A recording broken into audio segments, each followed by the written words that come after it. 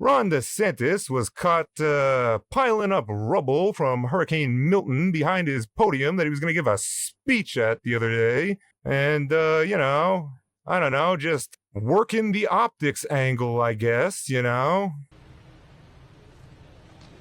there they are, just piling it up back there. Get a good angle of all that rubble just to make things look worse than they are. So, dipshit DeSantis can get as much credit as possible. And, here he is just being as blunt as possible about the fact that he wants all the credit. He doesn't want anybody getting any credit other than him. Now, people have asked me about, is FEMA going to do this? Just let me be clear, in Florida, we run the show. FEMA's not running the show. We will utilize them to support some of the things we're doing, but you are not going to see FEMA running amok in Florida. I know that's been out there on the internet. That is not going to happen. I'm the sheriff that's in charge here, and we will make sure to protect you. Don't worry about it. But, we'll utilize them. Yeah, we'll utilize them. We'll get all the help from them. But I want to make it perfectly clear that I get all the credit. That is some tough talk from a guy that walks around in higher heels than most women. Man, he's talking tough over there. Him and his high heels. Just a perfectly normal shoe he's wearing there. Let's get a close-up on these suckers. And wait for it. Oh, this is hilarious. Yep, that's a perfectly normal walk. There you go. And wait for it. Here's the close-up. And there it is. Yup. That's the way a normal shoe bends, isn't it? So his foot's got to be like somewhere up here, like a good 6 inches up that heel. Yep, just a perfectly normal shoe from a perfectly normal fella that isn't at all insecure about his height. There's no shame in it, Ronnie. Don't be ashamed. You were born that way. There's no shame in the way you were born. There's shame in trying to hide it, though. You jackass. I just can't wait until 2028 where we got to deal with that jackass running for president, because that's coming. What else we got here? Oh, yeah, and then Trump just shamelessly admitting that he's going to appoint the author of Project 2025 on day one. Yeah, this is great. Do you already have like plans, proposals ready to go if you get elected? You start the deportation process. You start sealing off the border and doing executive orders, whatever it takes, whatever's within your power. Done. It's already done, ready to go. You've seen Tom Homan. He's coming on board. They're all coming. The whole group is coming on board. Brandon Judd. These are all guys. Tom Homan and Brandon Judd. Just the authors of Project 2025. They're all coming on board. His exact words, all coming on board. Why would they all be coming on board, I wonder? Since, Project 2025 isn't his plan.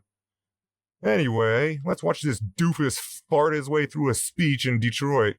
Is a catastrophe for the American dream and a dire crisis from commerce to labor to FEMA. What do you think that jackass actually smells like? I mean, I've heard stories, heard rumors about how bad he smells, but I mean, like, if he's shitting himself that often, he's got to be just atrocious smelling. Oh, yeah, and at that same speech, he decided to shit on Detroit. In Detroit. I don't think anything that we're talking about today is high on our list. The whole country is going to be like, you want to know the truth? It'll be like Detroit. Our whole country will end up being like Detroit if she's your president. You're going to have a mess on your hands. And the whole country is going to be like this shithole I'm in right now. There's that guy that loves your country. Yeah, isn't he great? Just a real patriot, that guy. Oh, yeah, by the way, these are the geniuses we're up against. Any final message you would leave for Donald Trump if you were watching this? Just watch. They're going to steal the election, and they're going to try to set you again because the Democrats are behind it. Absolutely. You're 100% sure of all that? Oh, yeah, absolutely. Sure that the Democrats are behind. They've tried to stop him. Will you trust the election if Trump wins? Absolutely. Will you trust the election if Kamala wins? Nope. There you have it. You got it. There you have it. Absolutely brain dead. I hope you guys are ready for another January 6th, because that shit's coming. Anyway, a quick recap of Trump's decision-making skills. In 2016, you said that. I'm going to surround myself with only the best and most serious people. Well, I did do that. This and we time, had tremendous, look, we had the best economy we've ever had. The world has ever seen. Your Vice President, Mike Pence, is running against you. Yeah. Your Ambassador to the United Nations, Nikki Haley, she's running against you. Your former Secretary of State, Mike Pompeo, said he's not supporting you. You mentioned National Security Advisor John Bolton. He's not supporting you either. You mentioned Attorney General Bill Barr, says you shouldn't be president again, calls you the consummate narcissist and troubled man. You recently called Barr a gutless pig. Your second defense secretary is not supporting you, called you irresponsible. This week, you and your White House called your White House Chief of Staff, John Kelly, weak and ineffective and born with a very small brain. You called your acting White House Chief of Staff, Mick Mulvaney, a born loser. You called your first Secretary of State, Rex Tillerson, dumb as a rock, and your first Defense Secretary, James Mattis, the world's most overrated general. You called your White House Press Secretary, Kayleigh Canadian, milquetoast, and multiple times you've referred to your Transportation Secretary, Elaine Chao, as Mitch McConnell's China-loving wife. So, why did you hire all of them in the first place? Because he's a genius that only hires the best people. Did you miss that part there, Brett? Come on, get with it, bud. When asked how he'll help small businesses, Trump rambles about his love of gas. I can only imagine how many times he farted during this one. What's your plan to help bring common sense back and help small businesses? So, great. The fact is that, they want to get away from gas. And I have friends, they're into the cooking world. I'm not. I just like to eat. But they're into the cooking. And I don't know how you feel. It sounds like they feel that gas is much better than the electric for cooking, right? And they have this thing about, they want to put gas out of business, right? No gas. The amazing thing? We don't have electric in this country, but we have all the gas you can use. We have oil and gas. That's what we have. And even the cars, if you look, they want to go with all electric cars. California's having blackouts every week, brownouts, blackouts, and then they come up with rules and regulation to go to all electric, but they can't even supply what they have. It's so nuts.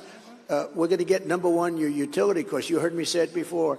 Your costs will be down, and we're getting rid of all the and if you want electric, great. And if you want gas, great. The only thing you can't have is a hydrogen car, right?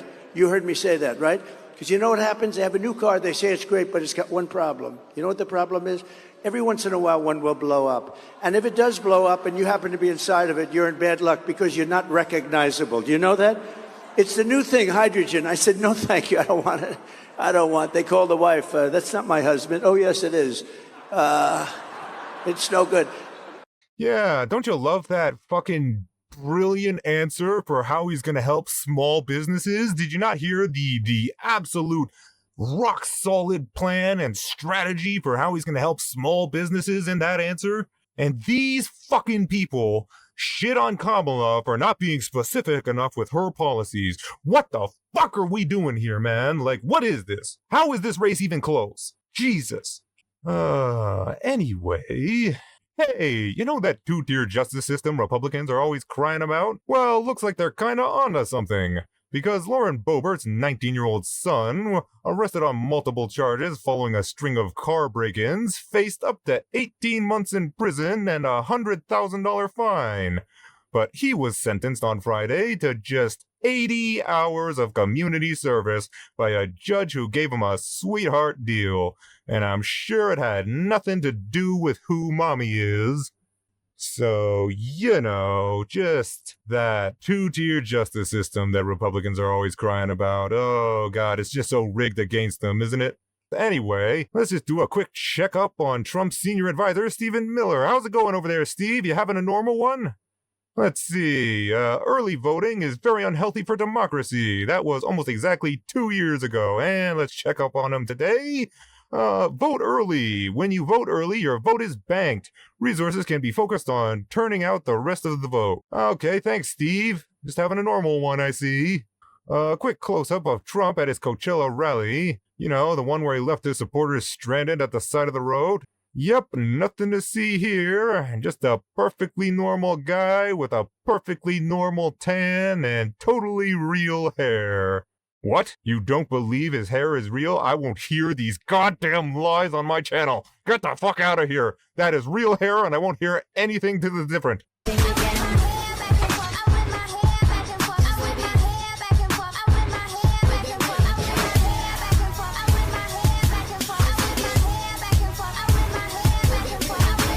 See? Completely real, not at all fake, nothing fake about it. You get out of here with your goddamn lies about his fake hair.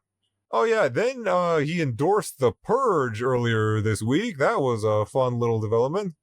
The guy that's always talking about the left's violent rhetoric. Out that the 950 is a misnomer because you can steal whatever you want, you can go way above. But you'd see, originally you saw kids walk in with calculators. They were calculating.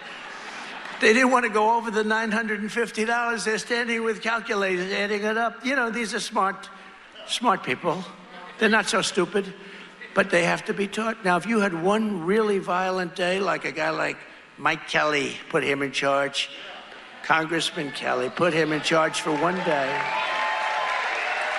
Mike, would you say, he's right here, he's a great congressman. Would you say, Mike, that if you were in charge, you would say, oh, please, don't touch them, don't touch them. Let them rob your store.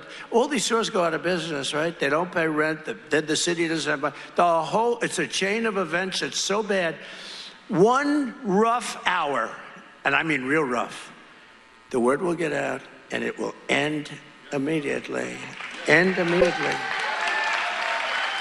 Yeah, that's literally the plot to the movie The Purge. Except it's even worse because it's only cops that would be allowed to do it, according to him. So, like, look at the shit they try to do now without purge rules, and now they can literally do whatever they want for a day or an hour. Yeah, I'm sure that'll work out great for everybody.